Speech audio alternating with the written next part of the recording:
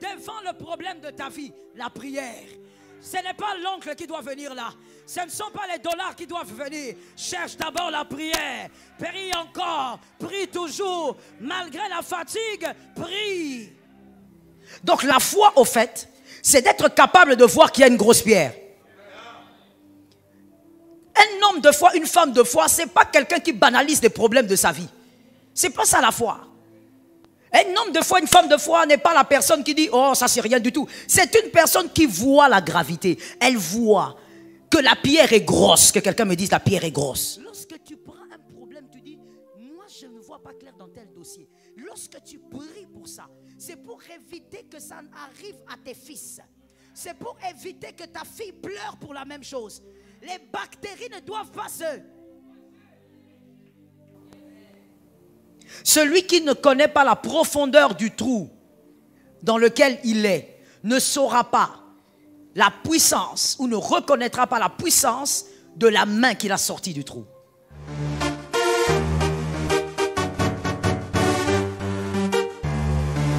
Shalom bien-aimé dans le Seigneur Jésus-Christ. La servante de Dieu Joël Gloria Cabassel, pasteur principal de l'église Assemblée évangélique Nouvelle Alliance de Kinshasa, parle d'un sujet sérieux, profond, spirituel.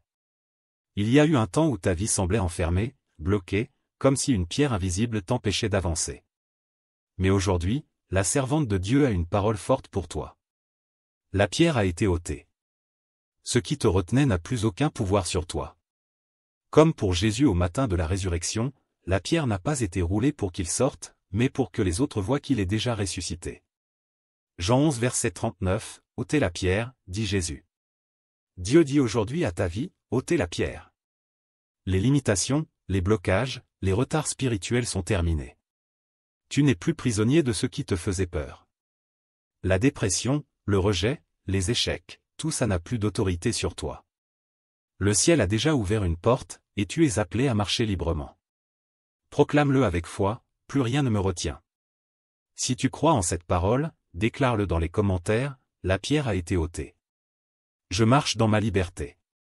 Je vais là où Dieu me destine. Abonnez-vous, aimez et partagez afin d'apporter l'évangile de Jésus-Christ aux nations car il y aura plus de joie dans le ciel pour un seul pécheur qui se repent. Que la bénédiction de Dieu soit votre partage dans le nom puissant de Jésus-Christ. Amen. Marc 16, 1 à 3. On va lire la parole de Dieu. On va voir ce que la parole de Dieu nous dit. Marc 16, 1 à 3. Marc 16, 1 à 3. Lorsque le sabbat fut passé, Marie de Magdala, Marie la mère de Jacques et Salomé achetèrent des aromates. Que quelqu'un me dise aromates. Je ne t'ai pas entendu. Dis-moi aromates. Afin d'aller embaumer Jésus. Le dimanche, elles se rendirent au tombeau du grand matin au lever du soleil. Elles se disaient entre elles, qui nous roulera la pierre qui ferme l'entrée du tombeau? On reprend la parole. On reprend verset 3. On reprend verset 3. Elles se disaient entre elles, qui nous roulera la pierre qui ferme l'entrée du tombeau? Que quelqu'un dise à un voisin, qui roulera la pierre? Que quelqu'un dise à un autre, qui roulera la pierre? Dis à celui qui est derrière toi, qui roulera la pierre? C'est important que tu le dises et je sais pourquoi, alors fais-le s'il te plaît. Dis à celui qui est derrière, qui roulera la pierre? All right. Alors, ce sont ces femmes qui sont en train de se poser la question, qui roulera la pierre? Alors, il y a une chose intéressante ici, bon, il y en a plusieurs, mais moi je relève ceci, c'est que ces femmes ont décidé d'aller embaumer le corps de Jésus. Elles se sont levées très tôt matin, c'est les dimanches évidemment, elles se sont levées très tôt matin, elles se sont dit on va aller embaumer le corps de Jésus. Que quelqu'un me dise aromates. Répète encore très fort aromates. Elles ont pris les aromates. Les aromates sont simplement des mélanges d'épices avec du parfum, ça servait à embaumer le corps. Et donc elles se sont dit on va y aller. Mais il y a une chose que j'aime beaucoup chez ces femmes, c'est que ces femmes se sont posées la question, qui roulera la pierre? C'est-à-dire, elles savent ce qu'elles doivent faire, mais savoir ce qu'il faut faire n'a pas banni le fait qu'elles ont réalisé qu'il y avait un problème quelque part. De l'autre côté, il y avait un problème. Il y avait la pierre. Avant même de quitter chez elles, elles se sont dit, qui va rouler la pierre? C'est-à-dire, elles n'ont pas fait comme les vrais Quinois. C'est-à-dire, tu arrives d'abord devant la tombe et puis tu dis, oh, il y a une pierre. Ça, c'est nous, les Quinois. On aime ça. Tu constates le problème seulement quand tu arrives. Tu ne prévois rien du tout. Ces femmes, avant même d'y aller, elles se sont dit, il y a un problème de l'autre côté. On a les aromates, mais la tombe est toujours cachée ou protégée par une... Que quelqu'un dise une pierre. Alors écoute-moi très bien, mon frère, et retiens pour la vie. La foi rend conscient. La foi rend conscient, contrairement à ce que l'on pense. La foi rend conscient et non le contraire. Le contraire, ça veut dire l'inconscience. La foi rend conscient. Celui qui croit, c'est celui qui est conscient de son problème. La foi ne banalise pas le problème. C'est une mauvaise définition de la foi et une mauvaise manière d'enseigner la foi. La foi, ce n'est pas la banalisation du problème. Non. Lorsqu'on croit, on est aussi conscient que le problème est grave. Celui qui ne connaît pas la profondeur du trou dans lequel il est ne saura pas la puissance ou ne reconnaîtra pas la puissance de la main qu'il a sortie du trou. Tu as compris les schémas? Simple. Celui qui ne comprend pas, qui ne connaît pas la profondeur dans le trou dans lequel il est, ne connaîtra pas aussi ou ne reconnaîtra pas la valeur de la main qu'il a tirée de là. Vous savez des fois pourquoi il y a des ingrats? Pourquoi des fois il y a des personnes ingrates? Parce qu'au fait, ces personnes sont incapables de réaliser dans quel trou ils se trouvent. Vous comprenez ça? Dis à ton voisin, il s'agit de toi. Dis à un autre voisin, il s'agit de moi maintenant. Très souvent, les ingrats existent parce qu'ils ne réalisent même pas dans quelle galère ils sont. Alors le jour où tu le sors de la galère, il ne va pas t'acclamer.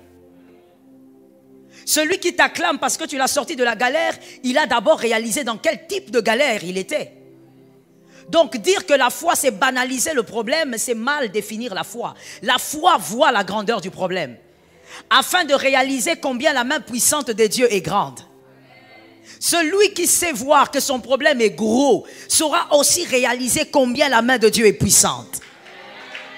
Do you understand?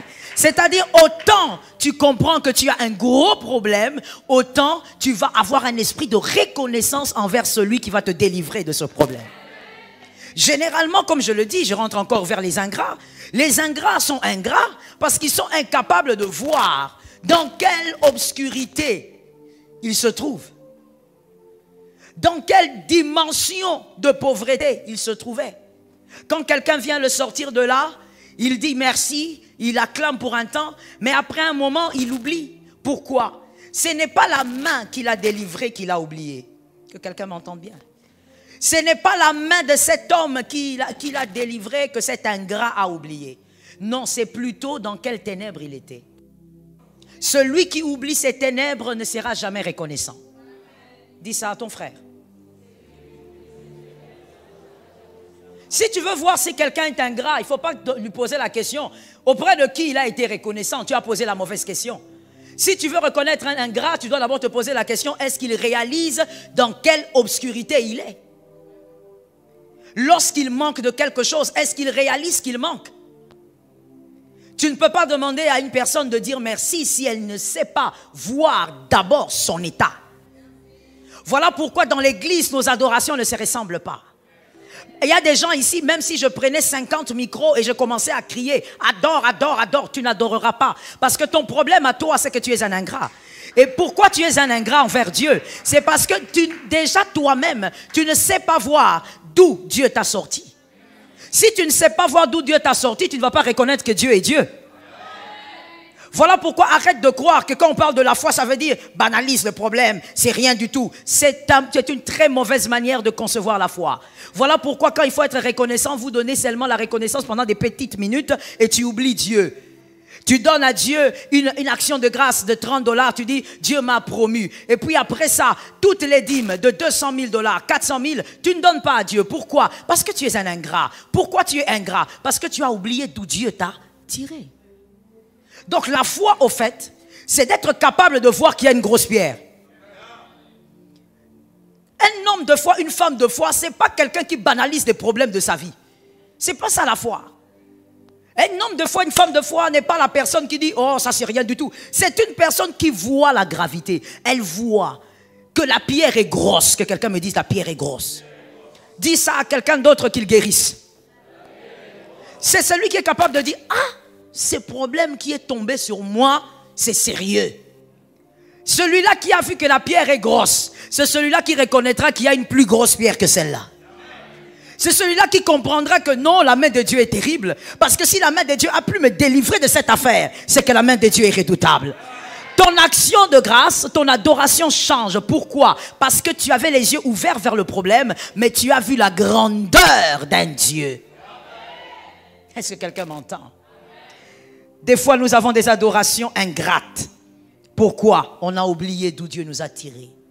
Parce qu'aujourd'hui, tu mets une chemise, tu as oublié. Parce qu'aujourd'hui, on peut te saluer par certains frères, tu as oublié. Il y a une phrase que j'avais aimée, j'ai lu ça dans un livre. L'écrivain dit ceci, il faut faire attention. Lorsque vous vivez, vous avez des objectifs dans la vie, vous sortez d'un milieu modeste et vous voulez vraiment monter, faites attention à une chose. Lorsque vous serez au sommet, ne confondez pas les choses. Votre arrivée au sommet ne doit pas vous faire croire que vous ressemblez à ceux qui sont nés au sommet. Les hommes intelligents ont acclamé Jésus. Je reprends la phrase pour celui qui était distrait. Parce qu'il y a toujours des gens qui sont distraits. Cet écrivain disait quelque chose qui m'a fait du bien et que j'ai retenu. Lorsque tu sors d'une famille modeste, j'insiste là-dessus. Lorsque ton père ne t'a pas laissé d'héritage, ta mère ne t'a pas laissé de chemin, le nom de ta mère on ne connaît même pas dans le quartier, et que toi tu te décides par la foi, puisque je parle de la foi, tu dis moi je ne finirai pas ma vie ici, moi je dois arriver au sommet, moi je dois atteindre des choses extraordinaires que mon père n'a pas pu atteindre. Mais quand tu arriveras au sommet, par ta détermination, par la foi, par ton travail, tu trouveras des gens au sommet. Non, il ne faut pas croire que tu seras le premier. Tu trouveras des gens, tu trouveras des hommes qui ont le salaire là que tu cherches aujourd'hui. Tu trouveras des femmes qui ont le salaire que toi tu cherches aujourd'hui. Et quand tu trouveras ces personnes, attention, parmi les choses justement qui font chuter ces hommes qui sont déterminés, c'est qu'en arrivant au sommet, tu penses que tu ressembles aux personnes qui sont nées. Vous n'êtes pas pareil. Vous n'êtes pas pareil. Je t'explique pourquoi. Parce que celui qui est né au sommet ne s'inquiète pas de chuter.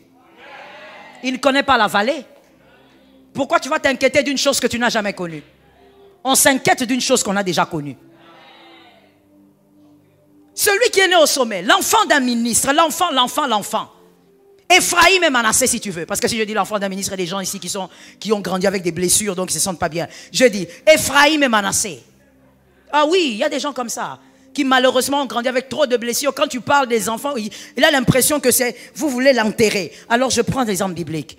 Ephraïm et Manassé, deux enfants qui sont nés dans la gloire. Ils n'ont jamais connu la faim ou autre chose. Les fils de Joseph. Ils ne vont jamais s'inquiéter de comment on peut chuter. Ils ne sont jamais venus d'en bas. Celui qui est né en haut ne passe pas en bas. Mais toi, tu viens d'en bas, tu dois savoir qu'en bas existe. Donne-moi un amen. Tu dois savoir qu'en bas, la chose qui fera que tu ne redescendes pas, c'est le fait que tu garderas en tête qu'en bas existe et tu ne dois jamais. Très bien, tu as compris. Jamais votre réponse. Là-bas, on me suit bien. Tu ne dois pas retourner. C'est ce qui fera que tu entends parler. Oh non, lui, c'était un enfant de pauvre. Mais voilà, aujourd'hui, il est milliardaire. Mon frère, ce n'est pas le fait d'être enfant de pauvre qui fait devenir milliardaire. Parce qu'il y a même des gens qui réfléchissent comme ça. Une fois, j'ai parlé à un frère qui me disait maman, vous n'avez pas remarqué que tous les milliardaires sortent des familles pauvres? Toi, tu crois que c'est automatique? La chose qui fera que tu sortes, c'est ta décision et ta foi. Et quand je rentre dans la foi, je veux donc dire, tu vas regarder ta vallée, tu vas dire ça c'est trop gros. Je ne reste pas ici. La vallée ici est trop grave. Mon père a vécu dedans, moi mes enfants ne vivront pas. Je veux monter au sommet. Mais quand tu seras au sommet, n'oublie pas que celui qui est né au sommet n'est pas comme toi. Celui qui est né au sommet a des garanties que toi tu n'as pas. Celui qui est né au sommet, il n'y a pas que son père qui l'a amené là-bas. Il a des garanties que toi tu... Ephraïm, même si Joseph meurt, il peut aller chez le pharaon connaît Ephraïm. Il a des garanties que tu n'as pas. Alors quand tu arrives au sommet, surtout les demoiselles, attention, évitez ça. Qu'une femme regarde une autre femme et lui dise attention à toi. J'ai besoin que les femmes parlent. Pour parler dehors, tu parles. Ici, quand il faut parler à l'église, tu ne parles pas. Dis à une femme, attention à toi. Les femmes, quand tu arrives à un niveau, Dieu te fait grâce. Tu commences aussi à mettre des tissages de $500, $600. Ma soeur, tu ne ressembles pas à celle qui est née avec les tissages de $500. Ça fait mal, mais je vais te le dire. Vous n'êtes pas pareil. Elle est née avec. Elle a des garanties. Toi, arrête de mettre tes hauts talons et de croire que vous êtes pareil parce que vous tous avez des hauts talons. Vous n'êtes pas pareil. Comme on n'est pas pareil, la détermination n'est pas pareille. Sois déterminé. Quand lui, il est en train de dilapider son argent dans les boîtes de nuit, il a des garanties. Toi, tu ne peux pas aller dilapider ton argent comme ça. Toi, tu as travaillé ton argent. Toi, tu es le précurseur des grands. Toi, tu es le précurseur de ceux qui vont de l'avant. Tu te maintiens au sommet. Que quelqu'un dise à un autre, moi je dois me maintenir au sommet. Attention. Généralement, ce que nous voyons quand nous faisons un pas dans la vie, ce que nous trouvons là, nous trompe. Je parle ou je laisse. Je demandais, je parle ou je laisse.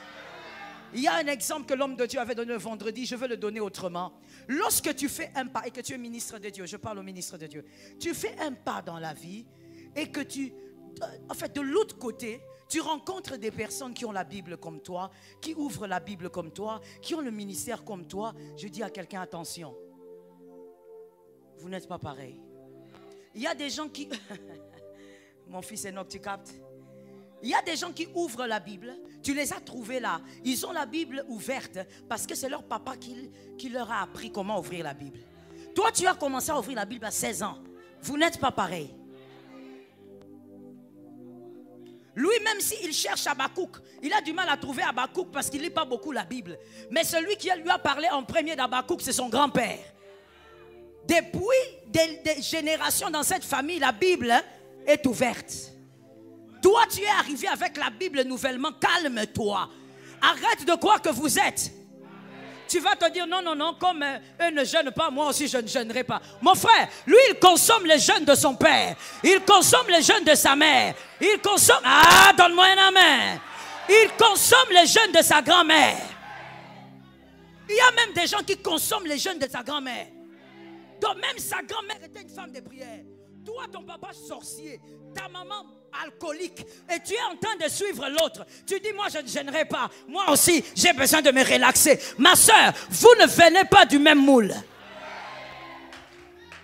C'est une folie, permettez-moi le terme, que de croire que la foi doit t'aveugler face au problème.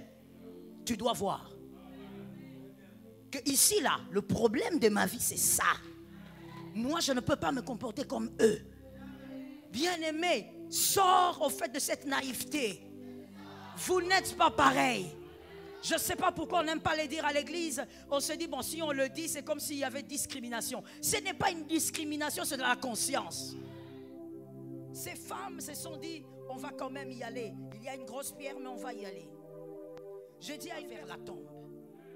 Ne la laisse pas comme ça. Il faut aller là-bas. C'est un problème, mais va vers.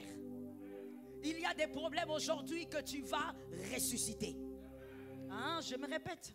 Tu m'as entendu en envers, c'est pas en envers. Il y a des problèmes que tu vas ressusciter. C'est-à-dire, c'était un problème, mais tu t'es tellement découragé que tu as oublié le dossier. Tu vas ressusciter ce dossier-là. On va terminer avec. Tu vas régler cette affaire. L'Éternel va te donner la victoire. Dieu va te donner ton témoignage. Mais il n'y a pas de témoignage si tu évites la tombe. Tu dois aller vers la tombe. Il ne faut pas fuir la tombe. Tu fuis quoi? Les femmes ont dit, Jésus est mort, mais on va aller là-bas. Mais on l'a déjà embaumé. On l'a enterré. Non, on va encore y aller. Je dis à quelqu'un, va. Quel est ce problème? La tombe, mon frère, ce sont ces problèmes-là. Ces impossibilités. Laisse-moi ouvrir une parenthèse pour un homme intelligent. Les impossibilités d'aujourd'hui ne sont pas forcément impossibilités. J'explique. Il y a des impossibilités que nous appelons impossibilités. Aujourd'hui, c'est une question de temps et de saison. Autrefois, on ne pouvait pas utiliser son téléphone et faire un appel vidéo. Ça fait quelques années, comment passer? Combien d'années passées comme ça? Prenons plus loin. Si vous allez, il y a par exemple 10 ans passés, vous aurez dit à quelqu'un, on peut faire un appel vidéo avec son téléphone. On va vous dire d'être fou. C'est impossible. Il y a des choses qui sont impossibles aujourd'hui. C'est à cause de la saison. C'est à cause du temps. Mais dans la saison qui arrive, la même chose deviendra possible. Ça tombe sur ta maison au nom de Jésus. La même chose deviendra possible. Alors mon frère, ne rate pas ton témoignage. Ce matin, je suis venu dire aux élus, on ne rate pas le témoignage. On va vers la tombe. On va finir avec ça aujourd'hui. On ne reste pas dans la chambre haute. On va aller vers la tombe. Ce problème doit prendre une autre forme. Est-ce que quelqu'un m'entend? Non, ce problème-là, je suis fatigué avec. Tu es fatigué pourquoi? Tu es fatigué parce que tu n'avais pas compris que c'est question de saison. Il y a une saison qui arrive qui requiert le témoignage. Que ton témoignage se fasse entendre. Que sur ton témoignage crie fort. Vous savez, il y a des témoignages qui doivent vous arriver, pas pour vous amener à voir des maisons, voitures, mais il y a des témoignages qui doivent vous arriver pour qu'on sache que vous avez un Dieu. On doit savoir que vous avez un Dieu.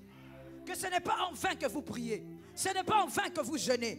Il y a un Dieu en qui vous avez cru et ce Dieu fait des miracles. Que quelqu'un me dise, je prends mon miracle. Assieds-toi sous l'onction, il y a un Dieu. Tu vas finir avec ce problème-là. Si tu me dis, ça fait 3 ans, j'aime même quand ça fait trop longtemps comme ça. On va finir avec. Est-ce que quelqu'un m'entend? Il y a une soeur qui me disait quelque part, écoute maman, tu entres dans ma chambre. Dans cette chambre, à chaque fois que je dors, ça fait plus de 16 ans, je fais que des cauchemars. Je dis maintenant que je suis entré là-dedans, celui qui était dedans sort. Et la gloire de Dieu entre. Il y a des choses, même quand ça fait 20 ans, quand tu te décides d'aller, ça doit bouger. Je dis à quelqu'un, dis à notre voisin, regarde le voisin, les aromates. Dis-lui bien les aromates. Alors écoute ceci et écris. Rappelez-vous très bien que quelque chose s'est passé. Dans Luc 7, 37. Luc 7, 37 à 48. Luc 7, 37 à 48. Luc 7, 37 à 48. Quelque chose se passe. Il y a une femme qui vient là, qui prend son parfum, qui passe par derrière, qui brise le parfum sur les jambes de Jésus, se met à pleurer et elle essuie les pieds de Jésus avec ses cheveux. Elle avait le parfum. Comme ces femmes qui allaient embaumer Jésus avaient les aromates, c'est-à-dire les épices et le parfum. Il y a quelque chose qui m'intéresse là, c'est que cette femme, pendant qu'elle pleurait, elle n'avait rien dit. Elle pleurait seulement. Mais à un moment donné, Jésus regarde et dit, tes péchés te sont pardonnés. Mais Jésus, elle n'était pas venue demander le pardon de péché. Comment tu sais qu'elle était venue demander le pardon de péché? Oui, cette femme, en fait, quand elle était en train de parfumer les pieds de Jésus, elle était en train de faire une prière. Et c'était toute une prière. Que quelqu'un dise à son frère la prière. Dis à un autre la prière. Et donc elle était en train de prier. Et quand elle a fini, Jésus lui dit, tes péchés te sont pardonnés, va. Et donc cette femme était venue avec un fardeau. C'était quoi son fardeau? Elle savait qu'elle avait un gros problème. Son problème, c'était premièrement l'impudicité. Et elle savait qu'il n'y avait personne qui pouvait l'aider à sortir de là. Deuxièmement, elle se posait la question, avec tout ce qu'elle avait fait dans la vie, qui pourrait pardonner? Il n'y avait personne. Elle n'avait même jamais entendu qu'il y avait quelqu'un qui pourrait pardonner son péché. Mais ce jour-là, parce qu'elle était consciente de son gros problème, elle est aussi allée vers des grandes solutions. Elle savait qu'elle avait des gros problèmes. Elle est allée vers des grandes solutions. Dis à un frère, des grandes solutions. Tu as peu de foi, mon frère. Dis à un autre, des grandes solutions. On a des gros problèmes, on va aller vers des grandes solutions. Les grandes solutions vont se manifester. Jésus lui a dit, pars. Ton péché t'est pardonné. Tu peux partir, tu es libre. Cette femme est partie, elle n'était plus la même femme. J'ai dit à une personne, les aromates, le parfum et les épices, en réalité, c'est la prière. Garde la prière. Ça s'écorce, tu pries. Ça s'effrite, tu pries. J'ai dit à une âme, si tu vois le diable envoyer ses agents terrestres ainsi que ses démons pour commencer à mépriser une chose, pour commencer à distiller le mensonge autour d'un sujet qui concerne les chrétiens, tu dois savoir que ce sujet est une arme pour les chrétiens. Quand tu vois le diable toucher à l'offrande, il connaît la puissance de l'offrande. Donne-moi un amen. Ou bien toi-même tu fais partie des gens qu'on a déjà détruits. J'ai dit, quand tu vois le diable toucher à l'offrande, il connaît la force de l'offrande. Le salut est venu par l'offrande. Quand tu vois le diable toucher à la dîme, il connaît la force de la dîme. Quand il touche à la prière, il vous dit, vous êtes là seulement pour prier. Il distille ça partout. Et toi, tu es là un petit complexé, incapable d'assumer ton identité. Ah oui, c'est vrai, les églises aussi, exagèrent, il y a trop de prières. Incapable d'assumer ton identité. La prière est une puissance. La prière est un pouvoir. La prière est une force. La prière est une autorité. Je m'adresse à toi. Je dis, la prière est une autorité. La prière est une force. Dis à quelqu'un, le diable ne me volera pas la prière. Dis à un autre, je prierai aujourd'hui. Un autre, je prierai demain. Je prierai encore. Et je prierai toujours. On va prier. Le diable a menti. Tu dois voir les aromates. On ne va pas embaumer sans les aromates. Tu dois en avoir. Quand tu vas à la tombe, ne va pas seul, ne va pas main vide. Tu dois avoir les aromates. Devant le problème de ta vie, la prière. Ce n'est pas l'oncle qui doit venir là. Ce ne sont pas les dollars qui doivent venir. Cherche d'abord la prière. Prie encore. Prie toujours. Malgré la fatigue, prie. Le diable fait toucher à ça. Oh, le diable est un menteur. Il ne touchera pas à notre arme. La première arme la plus puissante du chrétien, c'est la foi. La deuxième, c'est la prière. C'est la prière qui ouvre le ciel. Ah, j'ai besoin que les élus m'entendent. C'est la prière qui ouvre le ciel. Ça change l'atmosphère du ciel. C'est la prière qui attire les faveurs. C'est la prière qui change les parcours. Écoute-moi très bien. La prière, ça agit dans le présent et dans le futur. Maman, que personne ne te vole la prière. La prière que tu peux faire, que tu vas faire tout à l'heure là, ça va aller attendre même les enfants de tes enfants. Le diable ne peut pas aimer te voir prier. C'est comme ça que quand tu es à la maison, il t'envoie la fatigue. Il t'envoie, mon frère, si tu as déjà remarqué, c'est quand tu es très fatigué, quand tu te dis, bon, je vais quand même commencer. Plus tu commences, plus le corps est en train de te lâcher. Le corps n'arrive plus à te contrôler. L'esprit monte encore. La prière fraye des chemins. Écoute-moi. La prière permet aux ruelles qui n'existaient pas d'exister. C'est-à-dire qu'il y a des choses qui n'existent pas dans ta famille. Par la prière, ça va se créer. Élie va passer, Élisée va comprendre que sur le Jourdain, il y a un chemin. Par la prière. La prière te permettra de créer des choses nouvelles qui vont installer les enfants dans la paix. Mon frère, la prière fait tellement de choses, mais retiens ça, je n'ai pas noté, tu retiens. La prière te recharge. Donc, même si tu ne vois pas l'exaucement aujourd'hui, tu es rechargé. Il y a certains esprits qui ne pourront jamais voler ton héritage. Parce que tu es très bien rechargé. Et la prière te permet de te rapprocher de celui qui est divin. La prière te permet de comprendre la puissance de la main de Dieu. Quand les autres seront angoissés, toi tu seras dans la paix. Parce que tu es une femme, un homme de prière. Je dis à quelqu'un les aromates. Écoute maintenant bien. Regarde un voisin, tapote le voisin et dis-lui, maintenant on va écouter ça aussi. Tapote bien le voisin, dis-lui, on va écouter ça aussi. Alors voici les épices et le parfum, donc pour embaumer. L'embaumement, en fait, ça sert d'abord à éviter la propagation des bactéries. Ensuite, à conserver le corps. Combien de choses? Que quelqu'un me dise, 1. C'était quoi le 1? Éviter la propagation de quoi? Lorsque vous priez pour un problème, vous êtes en train de travailler pour éviter que ce problème se propage. Est-ce que quelqu'un m'entend? Lorsque tu prends un problème, tu dis, moi je ne vois pas clair dans tel dossier. Lorsque tu pries pour ça, c'est pour éviter que ça arrive à tes fils. C'est pour éviter que ta fille pleure pour la même chose. Les bactéries ne doivent pas se... Ça doit rester, tu dois finir avec ça. Je dis à quelqu'un, tu dois aller avec les aromates. On ne sait pas ce qu'on va trouver là-bas, mais on va aller avec. Parle-moi avec conviction, mon frère.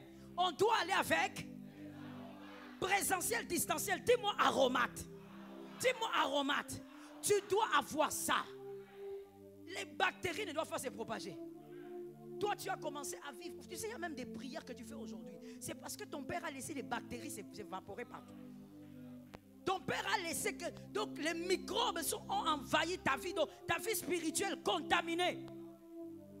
Aujourd'hui, il y a des sujets de prière. Je chasse les célibats. Je chasse. Parce que ta mère n'avait pas chassé ça. Ta mère avait laissé les bactéries. Pourquoi tu es en retard? Les bactéries faire quoi? Tu ne dois pas laisser les bactéries se propager. On va embaumer cette affaire. Tu vas prier jusqu'à ce que ça s'arrête. Ça doit s'arrêter. Ça doit prendre d'autres formes. Ça doit être une forme de témoignage. Dis à un voisin, c'est un témoignage. Écoute maintenant. Deuxièmement, on avait dit, ça sert à faire quoi? Conserver le corps. Écoute, il y a des témoignages que tu as laissé passer comme ça. Tu n'as jamais témoigné parce que tu n'avais pas d'aromate. Des témoignages que tu devrais avoir dans ta famille et le témoignage est conservé dans la famille. Dans les frigos spirituels de la famille, le témoignage est là. Quand les gens veulent prier, ils disent, nous nous rappelons de notre Père. En 2022, il y avait quelque chose qui était arrivé et le Dieu des miracles a agi. Tu n'as pas conservé le miracle. Si tu ne conserves pas le corps, tu ne conserves pas le miracle. Conserve. Il y a des témoignages qui ne doivent pas sortir de ta maison. Ça doit rester dans ta maison. Ça doit s'entendre dans ta maison. On dirait que quelqu'un ne comprend pas. Il y a des témoignages que tu dois décider d'entendre chez toi. Tu dis, dans ma maison, ça doit se faire entendre. On doit entendre que les miracles existent. Dans ma maison, on doit voir que les choses surnaturelles se manifestent. Il y a des miracles que tu dois conserver chez toi. La conservation du témoignage. Mais écoute, la conservation du témoignage émane d'une prière fervente. Tu pries sans relâche. Tu ne pries pas comme quelqu'un qu'on poursuit par un chien. Tu pries comme si... non, mon frère, tu pries systématiquement. Et tu dis, j'arrêterai de prier jusqu'à ce que je verrai la gloire se manifester. Pourquoi dans ta famille, on ne peut pas aussi témoigner en disant, dans cette famille, du premier au dernier, il n'y a pas de pauvres. Du premier au dernier, il n'y a pas d'illettrés. Du premier au dernier, il n'y a pas de stériles. Du premier au dernier, chez vous, il n'y a pas ça. Vous ne pouvez pas conserver ce genre de témoignage. Il faut le conserver. Il y a des témoignages qui doivent entrer dans ta maison et qui ne doivent jamais sortir. J'ai envie que quelqu'un comprenne ceci. Il faut que tes enfants disent, ça chez nous, ça ne se fait pas. Ça tombe sur moi-même. Il faut, mon frère, moi j'ai déjà pris cette décision-là. Mes fils vont le dire. Que ça, dans cette maison, ça n'existe pas. Donc si vous voulez commencer ça ailleurs. Que ici, depuis qu'on est petit, jusqu'à ce qu'on a vieilli, on n'a pas vu ça. Il faut que dans ta famille, il y ait des miracles conservés, des témoignages bien conservés. Que tes enfants soient capables de dire, nous étions avec notre Père, on n'a pas vu d'échec comme ça. Chez nous, quand on commence, on avance. Chez nous, quand on commence, on réussit. Chez nous, quand on commence, l'Éternel nous amène de gloire en gloire et de victoire en victoire. Fais entrer ce genre de miracles chez toi. Et pour cela, tu dois être un prieur. Va avec les aromates. Les femmes ont dit, il y a un problème. Mais vous êtes allés avec les aromates, pourquoi alors? Parce qu'elles savaient que de toutes les manières, le problème là, il sera résolu. Mais les aromates, on ne lâche pas. Ne lâche pas tes aromates. Et je veux préciser ceci. Lorsque tu as tes aromates, ne te focalise pas sur celui qui était à gauche, à droite. Sur celui qui vient, celui qui ne vient pas. C'est la Bible, quand vous lisez la Bible, surtout les 4 évangiles, vous voyez que c'est l'écrivain qui nous relate que voici, il y avait Marie, il y avait tel mari.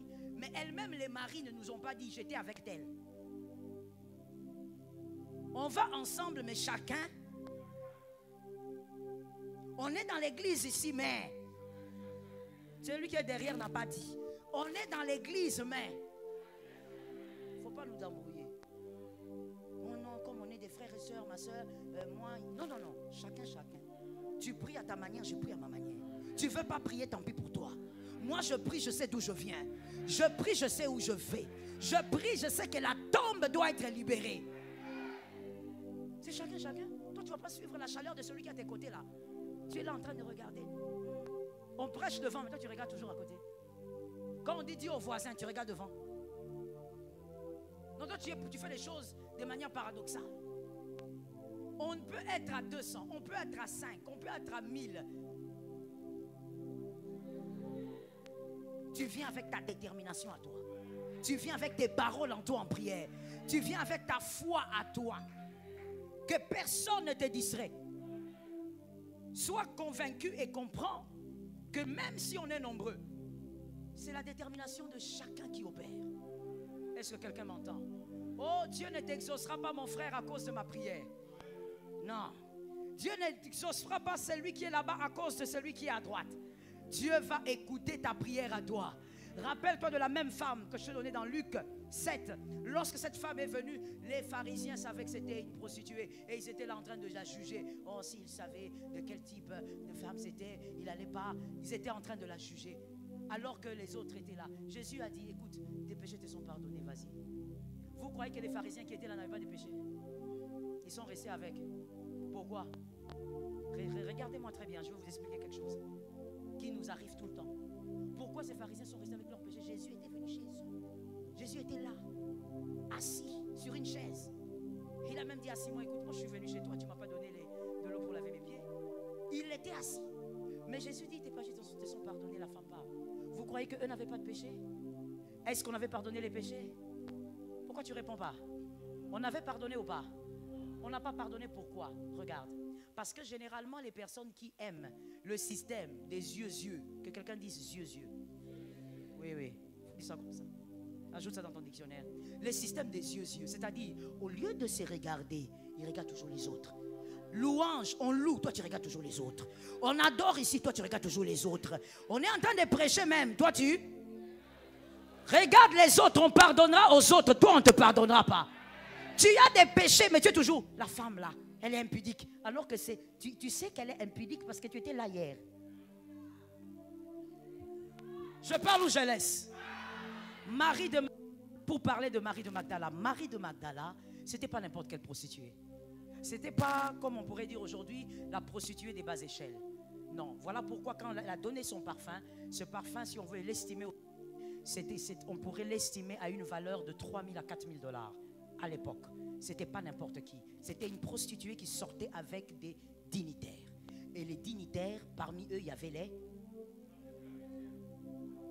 ils étaient là. Ils étaient déjà allés dans cette chambre-là. Mais quand devant Jésus, elle est prostituée. Mon frère, prie. Concentre-toi sur ton problème. Concentre-toi sur ton affaire. Arrête de regarder à gauche, à droite. Arrête de dire, oh, pourquoi elle n'a pas encore mis au monde? Ce n'est pas ton problème. Pourquoi elle n'a pas de travail? Ce n'est pas ton problème. Pourquoi elle n'est pas mariée? Ce n'est pas ton problème. Pourquoi elle n'avance pas? Ce n'est pas ton problème. Pourquoi elle n'a pas de salaire? Ce n'est pas ton problème. Focalise-toi sur ton problème. Ce n'est pas ton problème.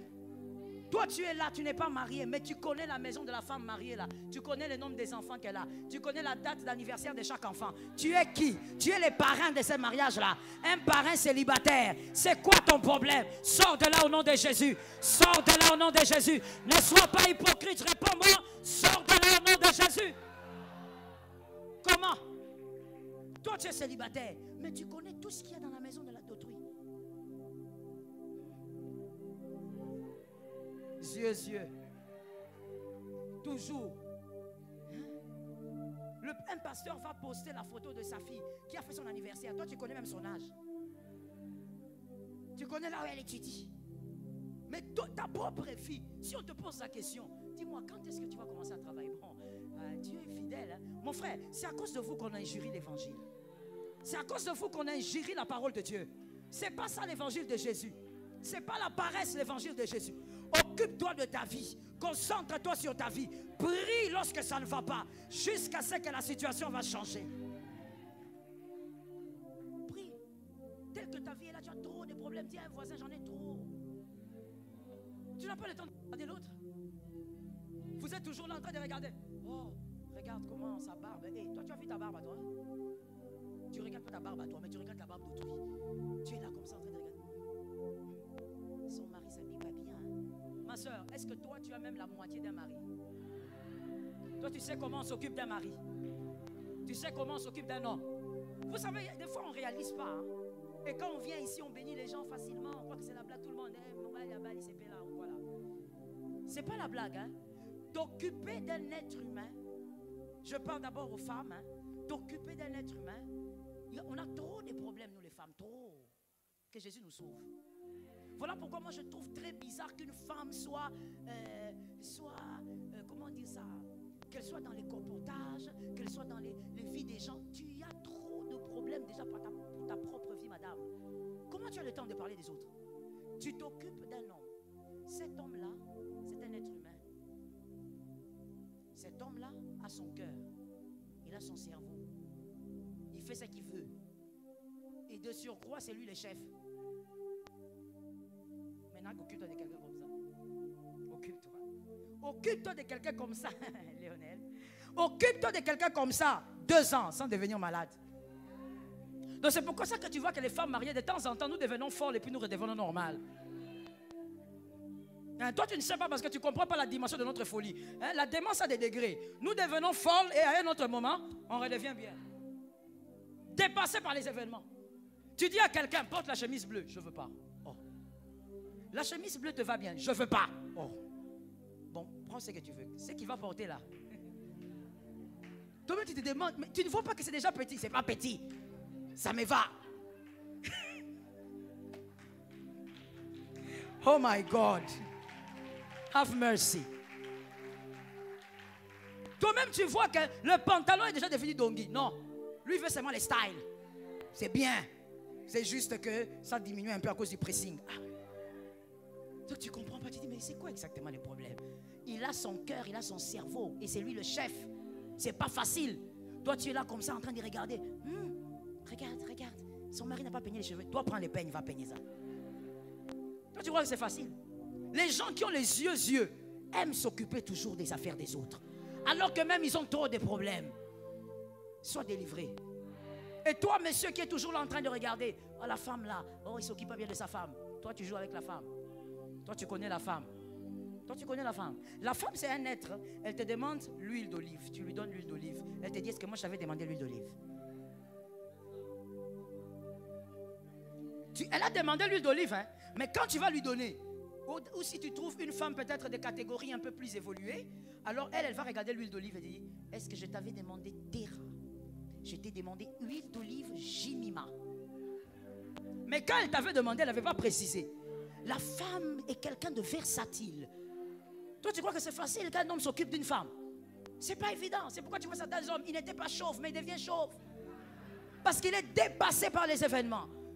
Dépassé. Quand tu regardes dans sa famille, tout le monde a des cheveux sauf lui. Le problème, c'est que la femme qu'il a épousée a enlevé tous les cheveux. C'est fini. Toi, tu blagues. Ça a enlevé tous les cheveux. Toi, tu es là, oh non. Un autre, il a les cheveux, mais c'est devenu gris. C'est devenu blanc, vite. Oh non, il faut mettre, je ne sais pas, les colorants. Mon frère, même s'il met le colorant, ça va les rattraper. Dépassé par la femme. La femme qui dit qu'elle est fâchée contre son homme parce qu'ils ont des problèmes. Elle boude un peu, elle fait des caprices, elle est dans son coin. Et le gars qui dit, ok, elle reste un peu dans son coin, alors on reste comme ça. Et c'est la même qui viendra. Tu parles pas. Tu parles pas. Tu parles pas. Elle commence à pleurer. Alors que celle qui avait commencé à bouder, c'est qui? C'est elle. Comment veux-tu que ce soit facile de s'occuper d'une femme? Mais toi, tu es là toujours célibataire de ton état. Tu n'as même pas une chaussette. Mais tu juges comment l'homme d'autrui s'occupe de sa femme. Sois délivré. Concentre-toi sur ta vie. Prie et prie encore. Daniel 10, 12, et on s'arrête par là. Daniel 10, 12. Il y a quelque chose d'intéressant aussi là-bas. L'ange dit à Daniel. Daniel est en train de reprendre ce que l'ange a dit. Il m'a dit, Daniel, n'aie pas peur. Que quelqu'un dise, n'aie pas peur. Dès le premier jour où tu as eu à cœur de comprendre et de t'humilier devant ton Dieu, tes paroles ont été entendues. Et c'est à cause d'elles que je suis venu. Quelle déclaration puissante. Celui qui a entendu la lecture, que cette personne m'explique. Quand est-ce que Dieu avait entendu les paroles de Daniel? Dès le premier jour. Donc dès le premier jour où Daniel se met à genoux pour prier pour le dossier, Dieu a entendu. Mais dans d'autres versions on dit, Dieu a été exaucé. Dès le premier jour. Lorsque vous priez avec la foi et persévérance, vous n'êtes pas exaucé le jour de la manifestation du miracle. Vous êtes exaucé dès le premier jour. Si seulement tu pouvais le comprendre, tu allais prier tout le temps. Dès le premier jour, Dieu t'a exaucé. Mais la manifestation du miracle est une question de temps. J'explique. Léonel, venez. Enoch, venez. Regardez ce qui s'est passé. On reste avec les femmes. Venez de ce côté. Et Enoch, restez ici. Je reste avec l'exemple des femmes. Ça, ce sont les femmes qui doivent aller à la tombe. Poussez-vous un peu. Les femmes ont pris les aromates. Et elles se sont dit, on va à la tombe. La Bible nous a dit qu'il était vers quelle heure? Très tôt le matin. Mais quand vous lisez aussi la parole de Dieu, la parole nous révèle que Jésus est sorti de la tombe avant même que les femmes ne se lèvent. Il est sorti bientôt. Donc la pierre était roulée avant que les femmes ne se lèvent. Mais les femmes ont décidé avec les aromates d'aller vers la tombe. La tombe était déjà très bien, tu suis très bien. Je sais, tu es intelligent. La tombe était déjà vide. Alors quand les femmes s'inquiètent pour la pierre, elle était déjà roulée. Mais les femmes ont eu la connaissance lorsqu'elles sont entre les femmes et la tombe, il y a une distance. Et cette distance doit subir l'influence du temps. Est-ce que quelqu'un m'entend? Je préfère rester seulement dans cette histoire pour ne pas t'embrouiller. Je reste seulement là. Ça veut dire quelque chose qui se passait en un instant. Mais quitter la maison de Marie de Magdala, aller à la tombe, il fallait... Si elle avait quitté à 8 heures juste, elle arrive ici, il est 8 heures. Est-ce que la tombe a été, la pierre a été roulée à 8h30? La pierre a été roulée à 8 heures juste. Elle a été roulée bien avant. Mais jusque-là, Marie ne sait pas. Quand elle arrive ici, il est peut-être 9 heures. Elle n'a pas encore vu la tombe, mais la pierre a déjà. Quand elle arrive ici, il est 10 heures. Elle constate que la pierre a été... Marie va dire, la pierre a été roulée à 10 heures. Non, elle n'a pas été roulée à 10 heures. Elle s'est manifestée à toi à 10 heures. Le temps. Entre l'endroit et la destination, il y a un temps. Il y a un temps. Le jour où tu as prié, tu as été exaucé. Mais la manifestation est obligée de subir l'influence du temps. Même quand nous marchons, il y a l'influence du temps. Quitter là-bas jusqu'ici, ce n'est pas la même minute. Il y a l'influence du temps. Et donc quand tu pries pour une situation avec persévérance, le jour où même tu as commencé, Dieu a ouvert. La pierre a été roulée. Le problème a été réglé. Est-ce que quelqu'un comprend que son problème a été réglé? La chose a été réglée. Et le problème que tu as oublié là, je disais on va remettre ça sur table, on va finir avec. Dès que tu te mettras à prier, la pierre sera roulée. Toi, tu vas t'inquiéter pour dire ce problème. Non, le problème a déjà été terminé. Jésus s'est occupé de la pierre. Toi, occupe-toi de la prière. Jésus s'occupe de la pierre. Est-ce que quelqu'un m'entend bien? Il ne faut pas chacun son travail. Dis à un autre, chacun son travail. Dis à quelqu'un qui a la foi, chacun son travail. Il ne faut pas s'embrouiller, mon frère, chacun son travail. Tu vois ça? Tu vois là comme tu es assis là, où tu es assise. Je ne veux pas te donner le micro pour venir ici. Je te donne le micro pour venir ici. Tu vas nous rencontrer les histoires et les fables. Mais voilà, chacun son travail. Toi tu es assis, tu m'écoutes, moi je parle et toi tu t'élèves dans la foi. Chacun son travail. Ce n'est pas à Pierre de marcher sur les eaux. Il ne pouvait que s'enfoncer. Il ne pouvait que s'enfoncer. Oh non, il avait eu peur. Maman, même s'il n'avait pas eu peur. Dans l'ancienne alliance, c'est Jésus qui marche sur les eaux. Dans la nouvelle alliance, nous marchons maintenant sur les eaux. Et donc je dis à quelqu'un, c'est une affaire de temps. Est-ce que tu avais prié avec persévérance autrefois? Si tu me dis oui, c'est une affaire de temps. La manifestation arrive, mais la chose a déjà été terminée. Dis à un frère, la pierre a déjà été roulée. C'est une déclaration prophétique. Dis à un autre, la pierre a déjà été roulée. Elle a déjà été roulée. Voilà pourquoi il y a des gens, quand ils viennent chez moi pour la prière, le Seigneur me dit, ah, ne prie pas, dis-lui seulement de rendre grâce à Dieu, j'ai déjà fini ça. Et je dis non, Dieu a déjà fini, rends seulement des actions de grâce, donne des actions de grâce en ordre et en désordre. Dieu a déjà fait, la pierre a déjà été roulée. Mais le temps de voir que ça a été roulé, il faut un peu courir. Voilà pourquoi j'ai envie de dire à quelqu'un, cours. Cours selon ta vitesse. Ne regarde pas à gauche. Cours dans la foi, cours.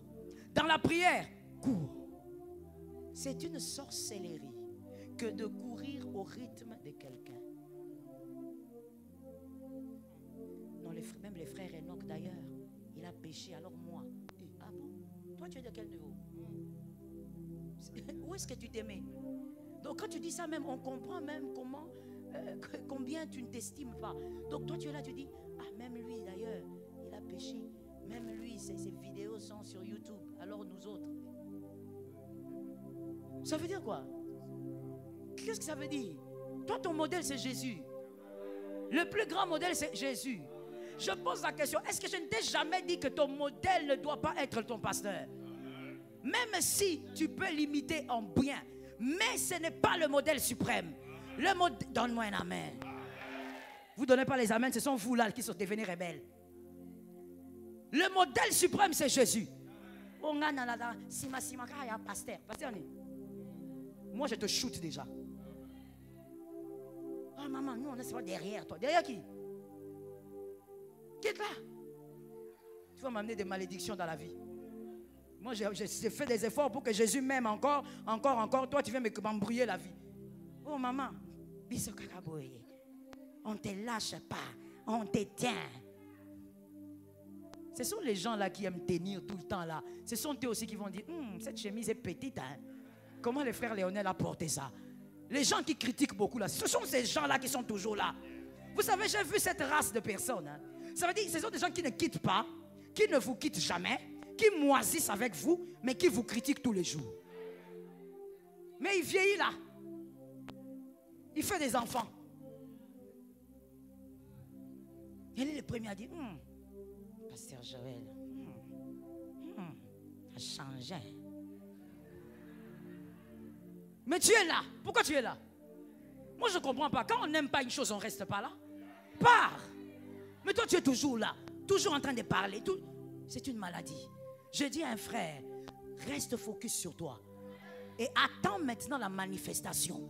La pierre a déjà été roulée. Je dis à quelqu'un ce matin, voici même la décision que j'avais quand je priais le matin. Il y a des gens ici, je ne prierai plus pour vous pour tel sujet ou tel autre. Je ne prierai pas. La pierre a déjà été. On attend la manifestation. Ça tombe sur la vie de qui? Écoute ceci, c'est là que je mets un point. La Bible dit clairement, Daniel dit que l'ange lui a dit, tes paroles ont été entendues. Et c'est à cause d'elle que je suis venu. Elle, c'est qui? Les paroles. Tu fais chômer l'ange du combat. Tu fais chômer l'ange de la victoire. Tu fais chômer l'ange messager parce que tu ne pries pas. L'ange est venu, il n'a pas dit Dieu m'a envoyé. Il a dit tes paroles. C'est à cause d'elle que moi je suis venu. Maintenant, pourquoi tu ne pries pas? Même à l'église, là, on est nombreux, ça peut te donner un peu de chaleur. On dit tout prier, prions. Alléluia. Tu regardes même tes chaussures, tu regardes ton corps. qui t'a ensorcelé. Il y a des anges qui bougent lorsque tu ouvres ta bouche au nom de Jésus. Vous savez, moi je ne sais pas pourquoi il y a des gens qui pensent qu'il faut forcément se battre pour commencer à donner des ordres aux anges. On n'en a pas besoin. Parce que quand je prie au nom de Jésus, il bouge. Donc, de manière indirecte, il reçoit les ordres. Je n'ai pas besoin de dire Michael, tout ça. Non, d'abord, il ne faut pas qu'ils m'embrouillent avec leur nom là, parce que moi je suis concentré sur beaucoup de choses. J'ai beaucoup de problèmes qui ont beaucoup de noms. Quand je commence à retenir encore les anges, oh l'ange ceci, oh l'ange de minuit, de 5 heures du matin. Papa, maman, j'ai trop de problèmes qui ont des noms différents. Je suis focalisé sur les noms de mes problèmes. Moi, quand je dis, je suis à genoux, je dis, au nom de Jésus, que la grâce m'accompagne. L'ange de la victoire se déplace. Il dit, on a appelé le nom de quelqu'un. C'est la signature. Comme la signature a été dite, on bouge directement. J'ai dit qu'une parole attire des anges sur ta vie. Qu'une prière attire des anges sur ta vie. Tu prieras jusqu'à ce qu'ils viendront. Tu prieras jusqu'à ce qu'ils bougeront. Tu prieras jusqu'à ce qu'il y aura des mouvements. Qu'il y ait des mouvements dans le ciel à cause de tes paroles. Que quelqu'un me dise, ils vont bouger. Dis-moi avec autorité, ils vont bouger. Il faut qu'ils bougent. Il faut qu'il y ait des anges qui se sentent obligés de rester avec tes enfants. Ils sont obligés pourquoi? Parce qu'à chaque fois que tu ouvres la bouche, tu déclares que l'Éternel soit avec mes enfants. Au nom de Jésus, qu'ils soient protégés. Au nom de Jésus, qu'ils soient couverts. Les anges se sentent obligés de rester avec tes enfants. Ils ne bougent pas. Ils sont avec eux. Dans les écoles d'aujourd'hui, on initie même les enfants de 2 ans. Tes enfants ne seront pas atteints. Tes enfants ne seront pas atteints. Oh, il y a une histoire bizarre qui m'a été racontée. Je vais voiler ça pour que ça soit bien perçu. Il y a un enfant il y a des enfants qui sont dans la salle de l'examen. Et puis l'un d'entre eux dit, donne-moi ton stylo. Et puis l'enfant, de manière très innocente, prend son stylo et donne à son collègue. Et quand il dirige le stylo, le collègue, un petit enfant, il a 9 ans, il regarde le stylo et dit non, je ne prends pas. Il dit pourquoi? Alors lui, c'est un enfant innocent, il n'a aussi que 9 ans. Il insiste, il croit que son ami en a besoin, ils se font l'examen. Alors il se déplace même, prend. Et plus il s'avance, son ami commence à crier, il commence à hurler, il tombe. Ce n'est pas le petit garçon le problème. Derrière, il y a quelqu'un. Il y a un père qui est en train de protéger ses enfants. Il y a des anges qui sont en train de veiller. On ne peut pas ensorceler ton enfant. On ne peut pas envoûter ton enfant. Prie et prie encore. Que les anges se déploient. Prie pour ta maison. Que les anges entourent ta maison. Prie pour ton travail. Que les anges te précèdent. Qu'ils se mettent sur ta chaise. Qu'ils signent les dossiers avec toi. Là où on voudra te piéger. Que les anges t'orientent. Ils ne sauront pas pourquoi. Ils piégeront à gauche, tu sortiras à droite. Ils piégeront devant, tu sortiras derrière. Ils se poseront les questions. Où est son sorcier? Où est son marabout? Qui a fait des rituels sur lui? Et toi tu diras, l'élévation ne vient ni de l'Orient, ni de l'Occident, mais l'élévation vient de l'Éternel. Ton marabout c'est Jésus. Le ritualiste de ta vie c'est Jésus. C'est lui qui garde ta vie. Et tu prieras encore. Tu vas confondre le monde des ténèbres par la puissance de ta prière. Il y a 7 semaines, des anges qui doivent descendre chez toi. Et lorsqu'ils vont descendre, ces anges doivent dire, on est venu à cause de tes paroles. À cause des prières que tu as libérées dans les ciels. Je dis à quelqu'un, aucun sorcier ne doit s'approcher de ta maison cette semaine. Le feu doit entourer ta maison cette semaine. Par la puissance de la prière. Je libère une prophétie pour les hommes intelligents et les hommes de foi. Il y a même ce qui est à toi qui se retrouve dans les mains de quelqu'un qui doivent revenir vers toi. Ça doit rentrer. Ça se trouve chez cet homme-là. Je ne le connais pas, mais je sais qu'il a ça. Je dis ça doit rentrer chez toi. Ça se trouve chez cette femme-là. Ça doit rentrer chez toi. Et puis je dis ceci, il va lui-même revenir avec te donner ça. Est-ce qu'il y a un poste que l'on t'a arraché méchamment? Tu dois récupérer ça. Est-ce qu'il y a un salaire qu'on t'a arraché méchamment? Tu dois récupérer ça. Et comme Dieu sait faire les choses, qu'il ne te donne pas le vin ancien, qu'il te donne le vin nouveau. Regarde un frère, dis-lui le vin est terminé. Regarde un autre, dis-lui le vin est fini. quand le vin est fini, Dieu ne donne pas ce qui était déjà. Dieu va donner le nouveau vin qu'on n'a pas encore goûté. Jésus, le vin est terminé. Rajoute le vin nouveau. Je prophétise au nom de Jésus que l'Éternel te donne la victoire par la prière, qu'il te donne la victoire par la persévérance, qu'il te donne la victoire par la persévérance dans la prière. Ne te décourage pas, ne te fatigue pas. La pierre a déjà été roulée. N'écoute pas tes amis, la pierre a déjà été roulée. Ne regarde pas les situations, la pierre a déjà été roulée. Ne regarde pas tes frères, la pierre a déjà été roulée. Ceux qui contredisent ta foi, ne les écoute pas. La pierre a déjà été roulée. Je déclare dans la maison de quelqu'un, ce qui enlève ta joie, ce qui enlève ta paix, elle a déjà été roulée. Ce qui te fait pleurer a déjà été roulé. Ce qui veut t'arracher ta tranquillité a déjà été roulé. Ça a déjà été roulé. Ah, Jésus fait sa part et nous faisons la nôtre. Nous prions, Jésus s'occupe du miracle. Nous prions, Jésus s'occupe de la pierre. Lui-même, il va déjà enlever. Voilà pourquoi le diable déteste te voir dans la foi. Le diable, parce qu'il sait que si tu as la foi, même si tu ne dis pas beaucoup de choses, les pierres vont commencer à sauter. Voilà pourquoi le diable déteste vous voir venir à l'église pour prier. Non, il n'aime pas ça. Non. Il va s'organiser pour que tu sois bloqué dans les embouteillages, pour que tu sois appelé par un ami toxique et inutile dans la vie. Il va toujours s'organiser. Non, j'étais avec les enfants. Comme si sans Jésus, tu aurais ces enfants-là. Le diable n'aime pas voir les gens prier. Il va vous laisser faire autre chose, mais pas prier.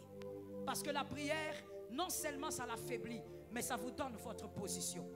Lève tes deux mains s'il te plaît. Oh, je vais te donner seulement 2 sujets. Il n'y aura pas de protocole. Toi-même, tu vas prier. Nous allons déclarer au nom de Jésus.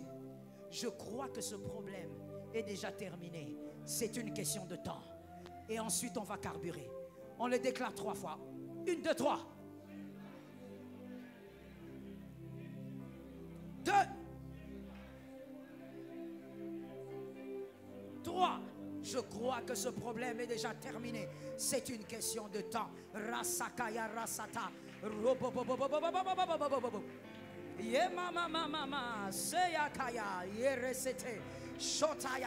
C'est une affaire de temps. Je crois que c'est terminé. Jésus n'est pas un menteur. Jésus n'est pas un homme. Je sais que c'est fini. La pierre a déjà été roulée. La pierre a déjà été roulée. La pierre a déjà été roulée. Je sais que c'est terminé.